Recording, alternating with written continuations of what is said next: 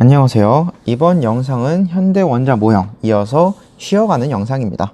내용 자체는 굉장히 어렵지만 그다지 알 필요 없는 내용들이에요. 그렇기 때문에 마찬가지로 궁금한 사람만 보도록 합시다. 현대 원자 모형을 이해하기 위해서 그 전 단계의 내용들을 우리가 알아둬야 되는데요. 먼저 첫 번째, 뉴턴의 고전 역학을 봅시다. 갑자기 물리로 빠지게 되는데, 우리가 알고 있는 세계, 보통 질량이 큰 세계, 다시 말해서 거시세계라고 이야기를 해요. 질량이 큰 거시세계에서는 대부분 뉴턴의 고전 역학의 법칙을 따릅니다. 그래서 우리가 어떤 물체가 운동하거나 또는 가만히 정지해 있을 때 물체의 위치와 운동량을 동시에 측정할 수가 있어요. 왜냐하면 그 물체는 질량이 크기 때문에 에너지가 매우 연속적으로 존재합니다. 그래서 우리는 에너지가 연속한 물체는 운동량과 위치를 동시에 다 측정할 수 있어요. 그래서 우리가 물체의 운동을 분석하는데 별 어려움이 없습니다. 그런데 문제는 이제 전자라는 걸 발견하고 나서 또는 각종 작은 입자들을 이해하기 위해서 물체의 운동을 정확하게 측정하려고 했더니 이제는 위치와 운동량을 동시에 정확하게 알 수가 없습니다. 측정 자체가 불가능해요. 그래서 왜 불가능한가 머리를 싸매다가 아인슈타인이 양자역학이라는 것으로 정리를 하게 돼요. 위치와 운동량을 동시에 측정할 수 없다. 이게 바로 양자에 속한 내용들인데, 다른 표현으로는 불확정성이라고 이야기를 해요. 식으로 오른쪽에 간단히 써놨는데, 이 식은 뭐 대학 때 배우는 사람도 있을 거고 그냥 평생 보지 않고 넘어가는 사람도 있을 거예요.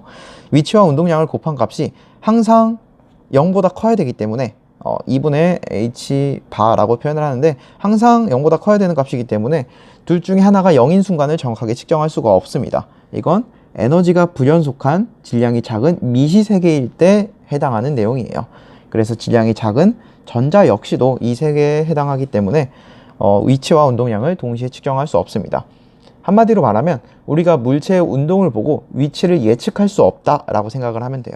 그래서 전자는 어디에 있다라고 말할 수 없고 이제는 어디에 있을 확률이 있다라고 확률 개념으로 바꿔서 생각을 해야 되는 겁니다. 그러면 이런 전자의 특성들을 다시 한번 보도록 할게요. 전자는 입자와 파동의 이중적인 성질을 가지고 있다고 했죠. 그래서 입자의 성질은 우리가 뭐 뉴턴의 고전 역학과 조금 빗대서 생각을 하면 되는데, 파동의 성질은 우리가 알고 있는 파동은 보강 간섭과 상쇄 간섭이라는 걸 합니다. 그래서 보강 간섭을 하면은 당연히 전자의 발견 확률이 상승해요. 왜? 보강 간섭을 한다는 것 자체가 좀 더 존재감을 강하게 어필한다라고 생각을 하면 될 것 같네요. 그래서 발견 확률이 상승하고, 상쇄 간섭을 하는 곳에는 파동이 존재하지 않는 곳이니까, 존재하지 않다고 하긴 좀 그렇지만 파동의 영향력이 없는 곳이니까 발견 확률이 0인 곳이에요. 그래서 우리가 전자에 대한 특성을 완전히 이해하기 위해서는 전자의 파동성을 설명하는 수식인 파동함수라는 것을 공부를 해야 됩니다. 물론 고등학교 단계에선 공부할 필요가 전혀 없겠죠. 핵심은 전자는 이제 발견 확률로 따져야 되고, 원자에 속한 전자는 어디에서든 발견할 수 있다. 왜? 파동이기 때문에. 파동은 어느 한 구석에 매여 있는 것이 아니기 때문에 어디에서나 발견할 수 있다라는 게 바로 여기서 나온 이야기예요. 그래서 발견 확률을 90%까지 제한한 영역을 오비탈이라고 이야기를 했죠. 그러면 이렇게 생각을 해보면 오비탈은 맞고 보어의 원자 모형은 틀렸다 라고 생각을 하기 쉽습니다. 왜? 전자는 더 이상 고전 역학을 따르지 않으니까. 그런데 또 보어가 완전히 틀렸다고 하기도 모호한 게, 보어는 수소의 선 스펙트럼을 정확하게 설명을 했죠. 그래서 수소 원자에 대한 내용을, 수소 원자가 가진 특성들을 잘 설명을 했습니다. 그래서 그 중 하나가 수소 원자의 반지름을 측정을 했을 때 그 반지름의 길이가 52.9 피코미터 정도 돼요. 그런데 오비탈로 넘어와서 오비탈 개념에서 수소 원자의 반지름을 측정했을 때 보어의 원자 모형과 반지름 길이가 일치했습니다. 그 말은 보어의 원자 모형이 완전히 틀렸다라고는 할 수 없다는 거겠죠. 그래서 이렇게 전자의 발견 확률 개념으로 바꿨는데, 사실 전자는 마이너스 성질을 띈 입자고 원자핵은 플러스 성질을 띈 입자니까 전자의 발견 확률은 핵에서 가까워질수록 발견 확률이 상승하겠죠. 그런데 s오비탈이라고 하긴 뭐하지만 수소의 경우는 지금 발견 확률을 봤을 때 핵에서 가까워질수록 발견 확률이 높아졌지만, 가까운 거리 지점을 모두 연결해 보면 마찬가지로 9가 나오죠. 그러면 9의 건널비를 생각해 봅시다. 9의 건널비는 오비탈이 커질수록 건널비가 커져요. 그리고 그와 같이 부피도 증가하게 됩니다. 그래서 우리가 발견 확률을 이야기할 때는 핵으로부터의 거리와 그때 오비탈의 크기, 그 두 개를 모두 다 고려해 줘야 돼요. 핵으로부터 멀어질수록 발견 확률이 어떻게 변하는지와 그때 오비탈 크기는 어떻게 되는지.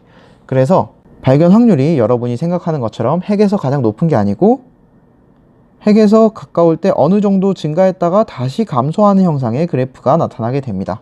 그래서 이걸 확률 밀도라는 개념으로 나타내요. 밀도는 부피분의 질량이죠. 그래서 확률 밀도는 부피분의 발견 확률이에요. 그래서 이 값에다가 부피를 곱해야 실제 발견 확률이 나오게 되겠죠. 핵에서의 발견 확률은 0입니다. 왜 0이냐면 그 자리엔 핵이 있기 때문에. 핵과 전자가 동시에 겹쳐서 존재할 수 없죠. 그래서 핵이 있는 위치에는 발견 확률이 0이고요. 핵으로부터 멀어질수록 발견 확률은 높은 상태지만 어느 지점까지는 발견 확률이 높지만 이때의 부피가 매우 작기 때문에 발견 확률이 부피가 커짐에 따라서 살짝 증가했다가 발견 확률과 오비탈 크기, 즉 부피를 곱한 값이 최대화가 되는 지점에서 확률 밀도가 가장 높고 그걸 지나면 부피는 커지지만 발견 확률이 작아지기 때문에 다시 확률 밀도가 감소하는 그래프가 나오게 됩니다. 그래서 사실 이 그래프까지는 여러분이 깊이 알아둘 필요는 없고요. 발견 확률이 단순히 거리에 따른 발견 확률만 영향을 받는 게 아니고 그때 오비탈 크기에도 영향을 받는다라는 사실까지만 간단하게 참고해주면 될 것 같습니다. 그러면 참고 영상은 여기서 마무리하도록 하고요. 다음 영상에선 다시 여러분이 알아야 되는 내용 공부하도록 합시다. 수고했습니다.